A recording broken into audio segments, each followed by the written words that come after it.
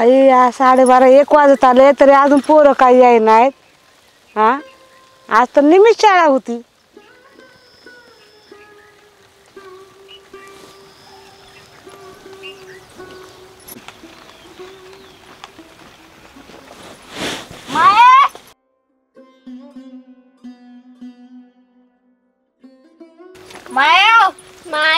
अरे लय उशीर केला रे तुम्ही. एवढा उशीर कुठं होत? रस्त्यात जांभळं खात बसलेलो. अरे आबा बी वाट बघू बघू गेले. हा जांभळं खात बसलेलो. बरं जेवाय वाटलं. जेवायला वाटते पण ह बघ इथनं पुढं उशीर करायचा नाही. शाळा सुटली की आपलं घर गाठायचं. कळलं का? माझी कविता पाठ झाली म्हणू का? शाळेत शिकवलं वय? अजून काय काय शिकवलं? अभ्यास केला. अरे शिकवलं काय? धडा शिकवला. होय मन बरं कविता. हंबरुने वासराला चाटते जेव्हा गाय तिच्यामध्ये दिसते मला तेव्हा माझी माय. वा वा. तेव्हा माझी माय. इथे मला अजून काय? अजून 1 2 3 4 5 6 7 8 9 10. वा वा वा वा. आता आबा बी लय खुश होतील बघा. आबाला बी म्हणून दाखवा. आबा वय बाहेर गेले तर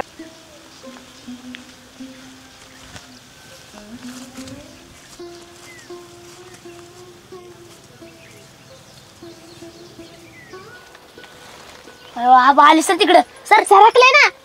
किती डोकं खातो आबा. केव्हा आली रे पोरं तुम्ही? आता माझा बाबा. आम्ही जांभळा खाल्ली. होय त्यामुळे उशीर झाला. काय शिकवलं मास्तरांनी? आबा आमचा मास्तरले चांगलाय. त्यांनी आहे ना मला कविता शिकवली. होय म्हणू का? मन मन हंबरुने वासराला चाटते जेव्हा गाय तिच्यामध्ये दिसते मला तेव्हा माझी माय. तेव्हा मला माझी माय. लय हुशार आहेत पोरं. अरे पिल्या आता गाणं कविता सारं राहू दे बाजूला.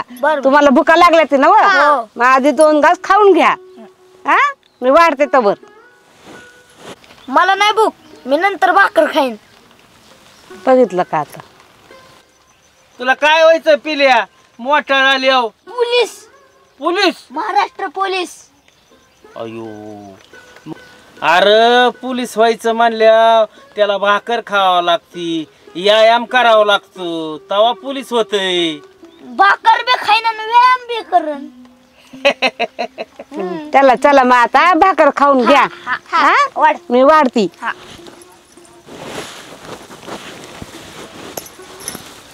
भूक लागली आज.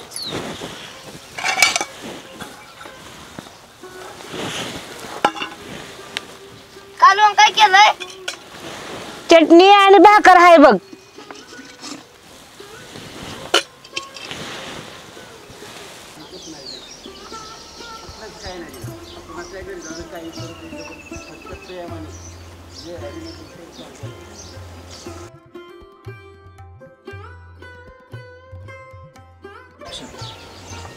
राधा अगं सरपंच संपत आलंय ग. अगं आणते की मी. अगं सरपण आणायला गेल्यावर तुला बांगल्यावर कामाला जायला उशीर होईल. नाही होत उशीर. घरातली काम अशी पटापट करते बघ. बरं बाई जा लवकर आणि ये. होय आई.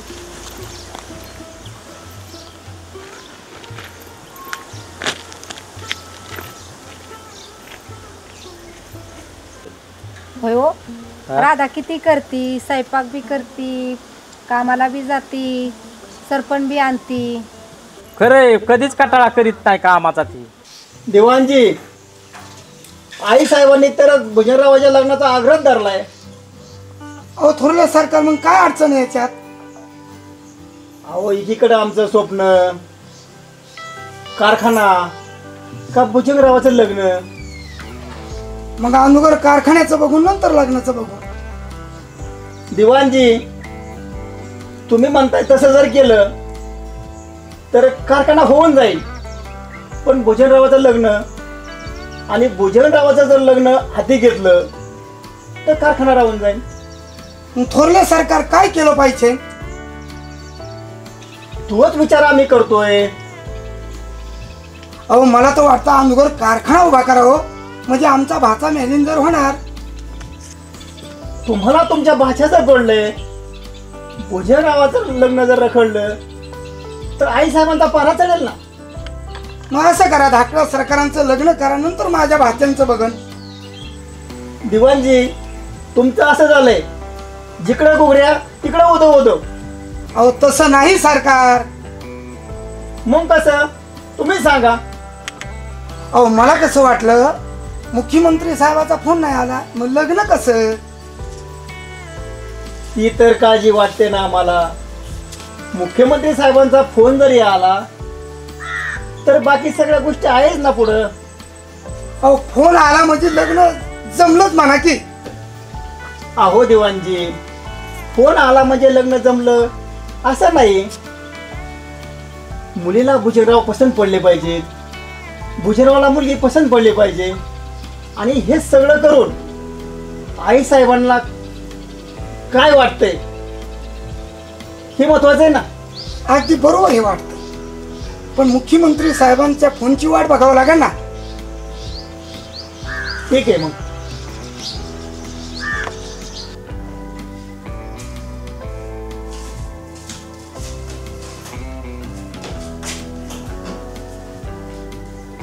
भुजंगराव, आज आम्हाला शंभू महादेवाच्या दर्शनाला जायचंय. ठीक आहे आई साहेब, मी पण येतो तुमच्या बरोबर. चालेल, करा गाडीची व्यवस्था. येतो आम्ही. या. राधा, ए राधा. जी आई साहेब. अगं, आज आम्हाला शंभू महादेवाच्या दर्शनाला जायचंय. पूजेच्या ताटाची तयारी कर. जी आई साहेब.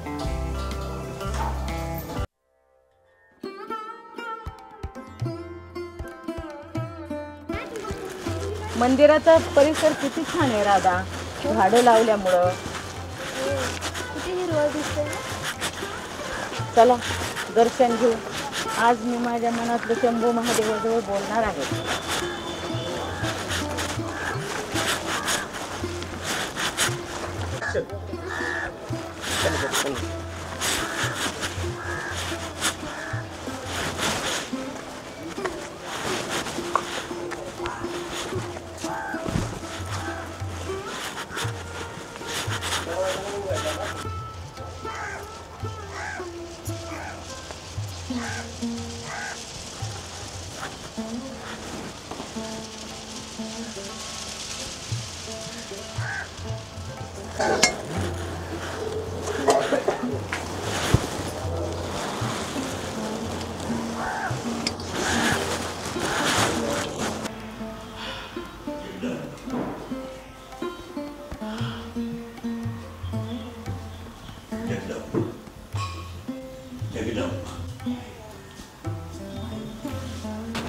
जगदंब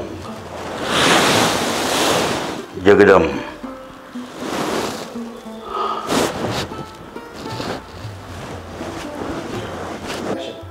अरुणाचल प्रदेशात पुन्हा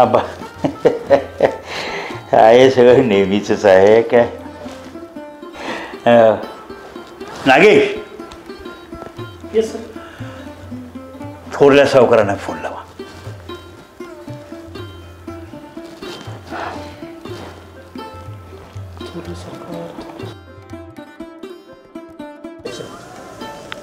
हे शंभू शंकरा, आमच्या भुजंगरावाचं लग्न लवकर होऊ दे, त्यांचा संसार सुखाचा होऊ दे, हीच तुमच्या चरणी प्रार्थना. ठीक आहे मग. अरे तुम्ही या.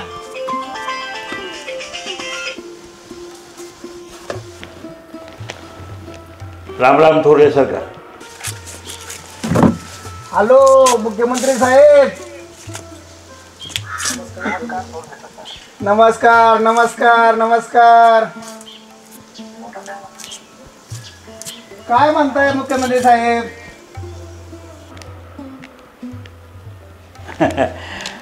नाही नाही, एकदा घरी यावं म्हणतो तुमच्या. अहो या की मग मुख्यमंत्री साहेब, तुमच्यासाठी आमचे घराचे दार उघडेच आहेत सदा कदा. अहो सोबत येताना उलट घरच्यांना घेऊन या तुम्ही बरोबर. हो, फॅमिलीला सुद्धा घेऊनच येणार आहे मी. त्याचं काय आहे, माझी मुलगी प्रांजल, तिला दाखवण्याचा पण कार्यक्रम त्याच दिवशी होईल. काय हां? अहो मग एकदम बरोबर मुख्यमंत्री साहेब, तुम्ही तुमची कन्या घेऊन येताय ना, या ना घेऊन, मग सगळे कार्यक्रम संगच पार पाडू आपण. कधी येत आहे मग बोला. या या या या रविवारी या तुम्ही तुमची. हो हो, जरा एक मिनिट हां. नागेश, ह्या रविवारी काही मीटिंग वगैरे काय आहेत का रे?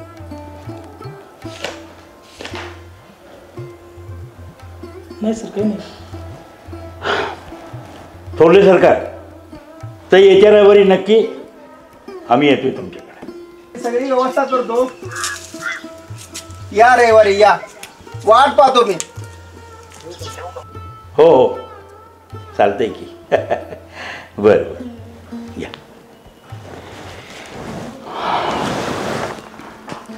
आईसाहेब, काय मागणं केलं देवाकडं?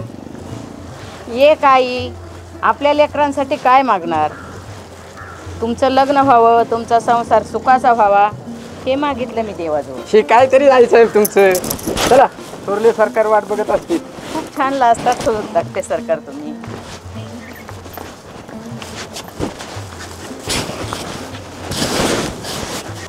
आई साहेब आलात? हा, बराच वेळ झाला वाट पाहतोय. का हो थोरले सरकार? मी म्हणलं तुम्हाला थोडी आनंदाची बातमी सांगावं. आनंदाची बातमी काय आहे? भुजंगरावाचं लग्न हीच आमच्यासाठी आनंदाची बातमी. अहो आई साहेब, ते तर मी म्हणत होतो ना. थोरले सरकार, काय आई साहेब? लग्नाची बातमी आणि ती बी भुजंगरावाची. लवकर सांगा, आमचं मन आतुर झालंय बातमी ऐकायसाठी. अहो आई साहेब, मुख्यमंत्री साहेबांचा फोन आला होता. हो, ते रविवारी येतो म्हणाले सहकुटुंबासह. असं?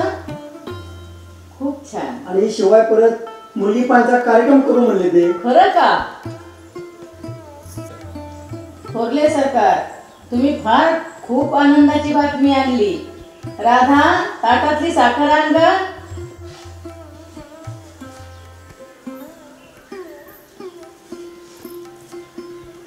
धरा, तुमचं तोंड गोड करते आणि तुम्ही आज काही मागितलं तरी देणार आहे. आई साहेब, तुम्ही म्हणजे आमचं सगळं सर्वस्व आहे.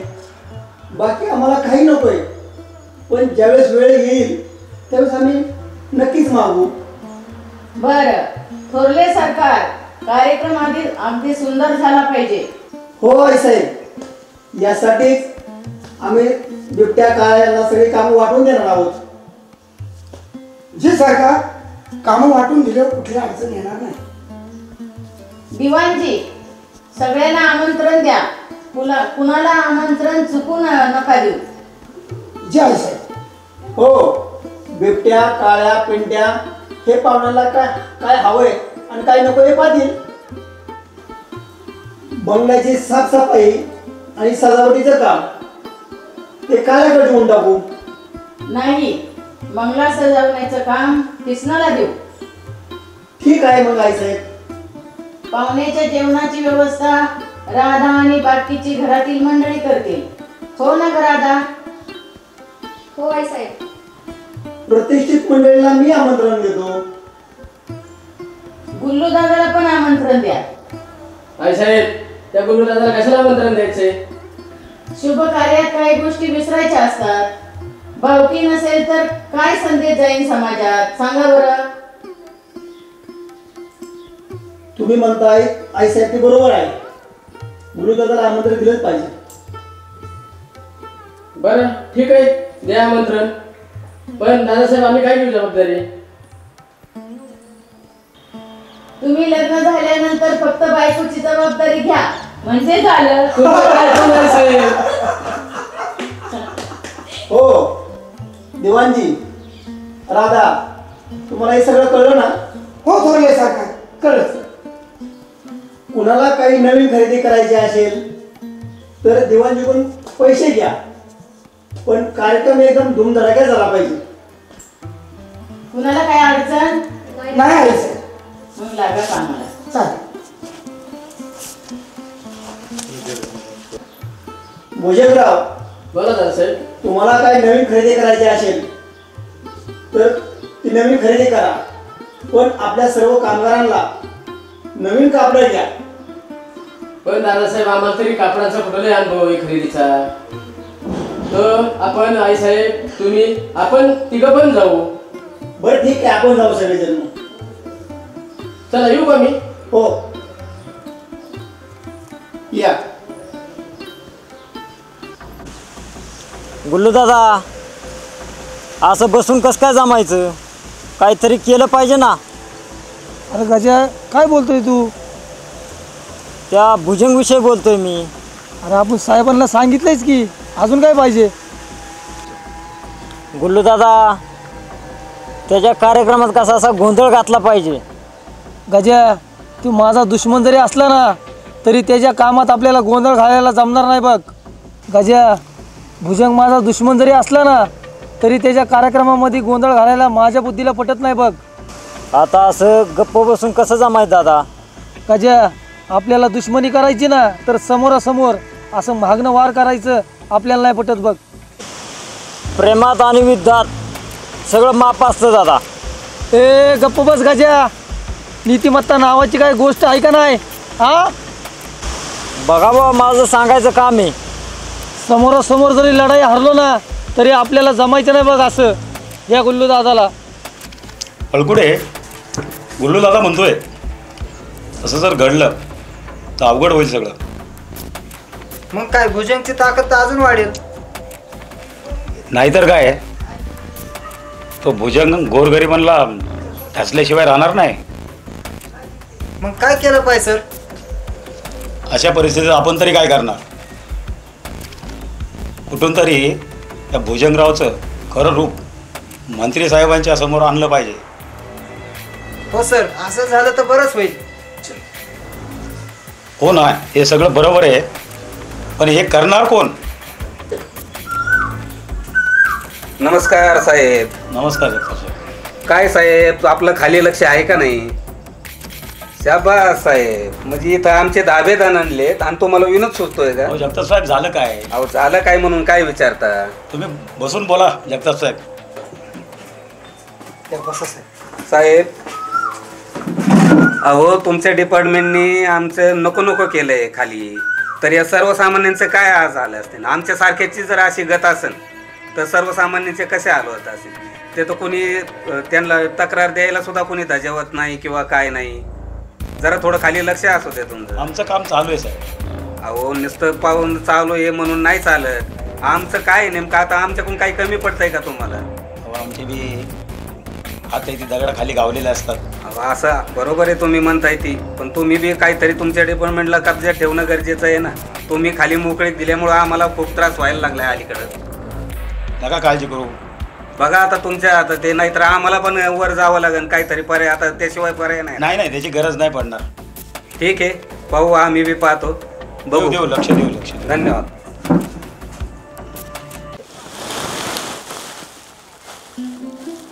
काय नाही, आवाज याय नाही पाण्याचा.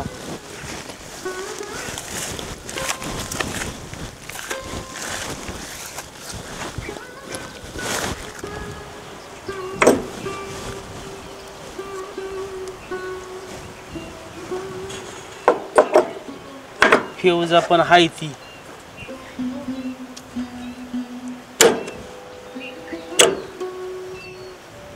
काय झालंय मोटरला, काय का नाच बघ. स्टार्टर तर चालू होतंय, मोटर का चालू आहे नाही.